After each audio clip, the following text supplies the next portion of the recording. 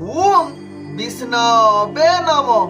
नमस्कार मु ज्योतिर्विद जजाति केशरी दास। तेबे चलंतु जानिबा एही मकर संक्रांति रे आमे कोन सब उपाय करिबा। सेही उपाय द्वारा आम जीवनर बड़ बड़ परिवर्तन होबा सहित जो ग्रह रिष्ट रहिछि ताहा मध्य खंडन हेबो। ज्योतिष शास्त्र अनुसार सूर्य जहाँकि धनु राशि छाड़ी मकर राशि रे प्रवेश करती। तेणु एही दिनटी जहाँकि मकर संक्रांति पालन करा जाए कि जहाँकि सूर्य देव उत्तरायण को यात्रा आरंभ करती, अर्थात दक्षिण रु आसी उत्तरायण को गति करती। धार्मिक अनुसार जहाँकि विश्वास करा जाए जे एही मकर संक्रांति दिन जहाँकि सूर्य देव एवं भगवान विष्णु को पूजा करिले स्वास्थ्य ठीक रहिबा सहित अनेक ग्रह रिष्ट खंडन होइथाय एवं घरे शांति सुख प्राप्त होइथाय।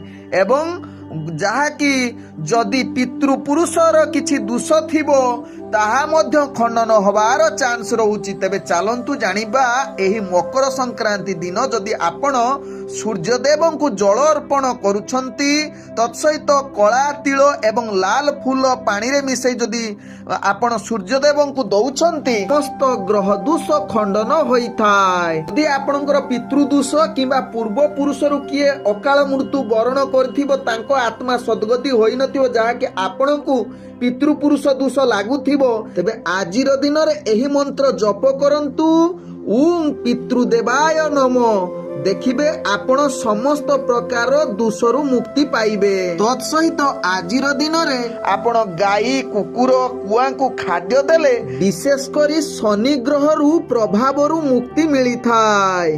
तेबे आजिर दिन रे जहाँकि संध्या समय रे घिओ दीपटिए जळुछंती जहाँकि दक्षिण दिगरे तेबे आपणकर वास्तु दोष रु मध्य मुक्ति मिली थाए।